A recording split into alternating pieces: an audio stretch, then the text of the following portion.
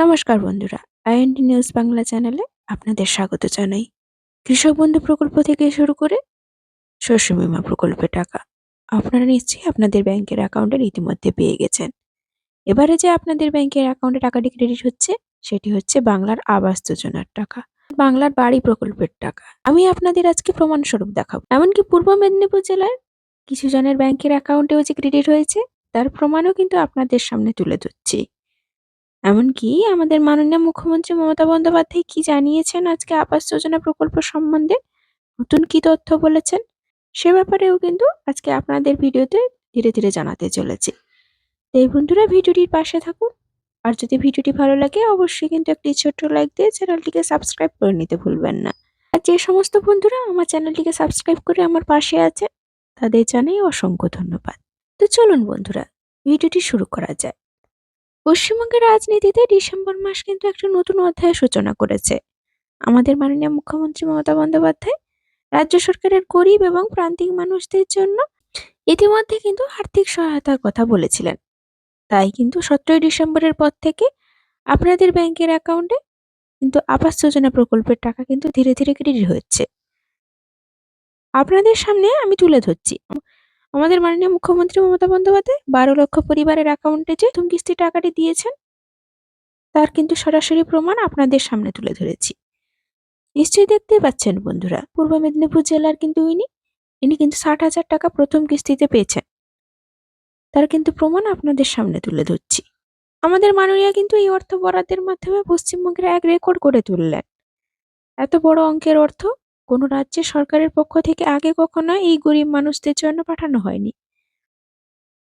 এমনকি তিনি জানিয়েও দিয়েছেন, কেন্দ্র সরকারের অর্থ বরাদ্দ ছাড়াই তিনি কিন্তু এই অর্থ তিনি নিজে থেকেই প্রদান করলেন সাধারণ মানুষদের জন্য, সাধারণ খেটে খাওয়া মানুষদের জন্য।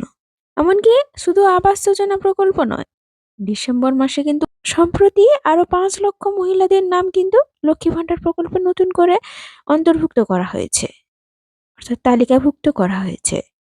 এমনকি আমাদের মাননীয়ার কথা মতো উপভোক্তাদের তালিকাও কিন্তু আমাদের কেন্দ্রীয় সরকারের আবাস যোজনা প্রকল্পে আটকে রেখেছে।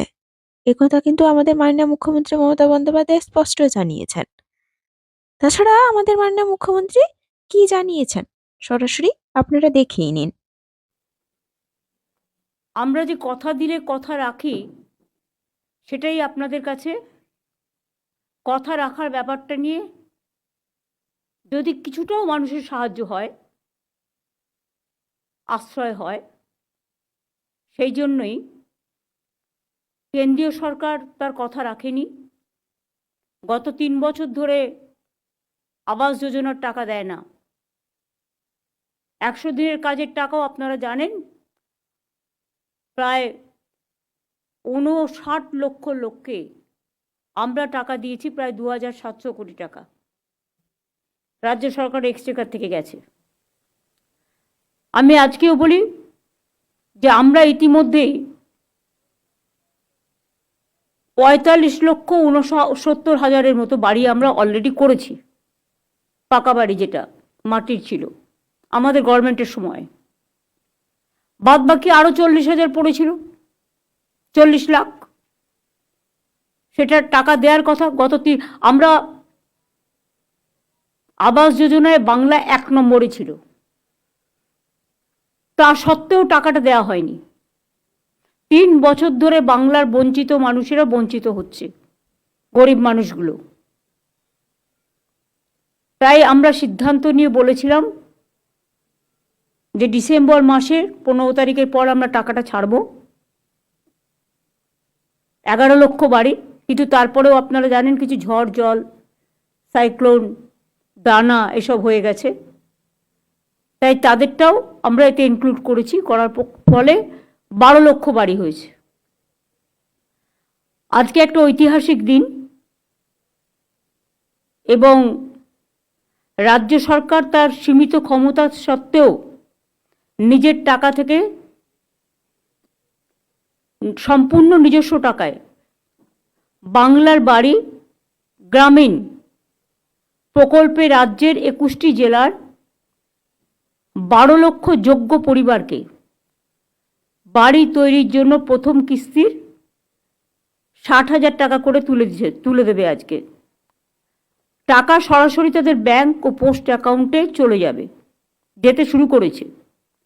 এখান থেকেও কয়েকজনের হাতে আমি অনুমোদনপত্র তুলে দেবো। আমি তাদের সকলকে আমাদের অভিনন্দন জানাই। 60,000 করে দুবার 1,20,000 টাকা করে দেওয়া হবে। তার জন্য আমাদের খরচা পড়বে 14,773 কোটি টাকা। বাংলার বাড়ি প্রকল্পের একটাই উদ্দেশ্য, গরিব মানুষকে আশ্রয় দেওয়া। আমরা মনে রাখবেন, বেনিফিশিয়ারি সঠিকভাবে বাছার জন্য রাজ্য জুড়ে আমরা আবার সার্ভে করেছি। 11 লক্ষ সার্ভে আগে করা ছিল, প্রায় 36 লক্ষ সার্ভে করা ছিল কেন্দ্রীয় সরকারের। তা সত্ত্বেও আমরা 11 লক্ষ বাড়ি, যেটা প্রথম লিস্টে ছিল, তাদেরটা আবার সার্ভে করেছি। এবং 27,000-এরও বেশি টিম 35 লক্ষ লোকের বাড়িতে গেছে।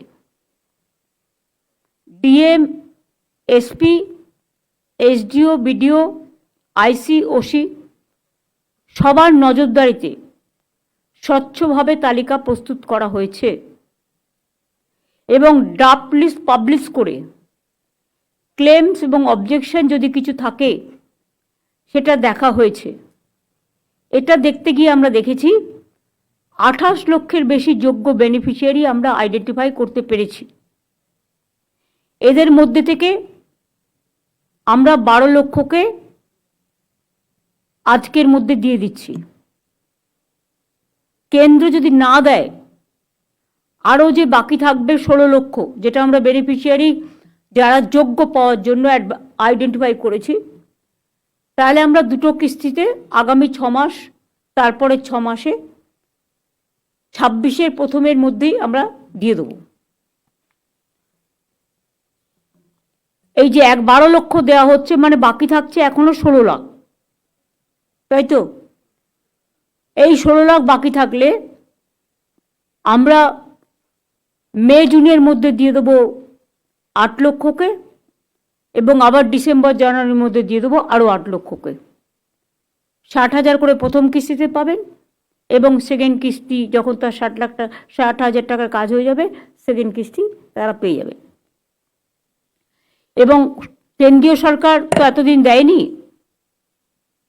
আমরা প্রায় 24,000 কোটি টাকা পাই এ পারপাসে। তা সত্ত্বেও যখন দেয়নি, তখন আমরা আমাদের যা আছে মোটা ভাত মোটা কাপড় নিয়েই, আমরা মানুষ, কিন্তু আমরা ভিক্ষে চাই না, আমাদের ন্যায্য অধিকার চাই। এটা মানুষের অধিকার। আমরা যেমন সার্ভে করেছি, তেমনি সরাসরি মুখ্যমন্ত্রী পোর্টালেও অনেকে অ্যাপ্লাই করেছে। সেটাও আমরা সার্ভের মধ্যে ঢুকিয়ে, সেটাও আমরা সার্ভে করে যোগ্য পরিবারকে বেছে নিয়েছি, যার জন্য 11 লক্ষটা বেড়ে 12 লক্ষ হয়েছে। তারপরে আপনারা জানেন যে সাইক্লোন হয়ে গেল, তারপরে জলপাইগুড়ি, আলিপুরদুয়ারে এসে মনে আছে অনেক ঝড় বৃষ্টি হয়েছিল, সাইক্লোনে অনেক ঘরবাড়ি ভেঙে গিয়েছিল। দানাতেও অনেক, সাগর থেকে শুরু করে, সুন্দরবন থেকে শুরু করে, উত্তর 24 পরগনা থেকে শুরু করে, দক্ষিণ 24 পরগনা থেকে শুরু করে, মিদনাপুর থেকে শুরু করে অনেকেরই বাড়িঘর ভেঙে গিয়েছিল। তাদের সকলকে নিয়ে আমরা দীর্ঘদিন ধরে চেষ্টা করে টাকা জোগাড়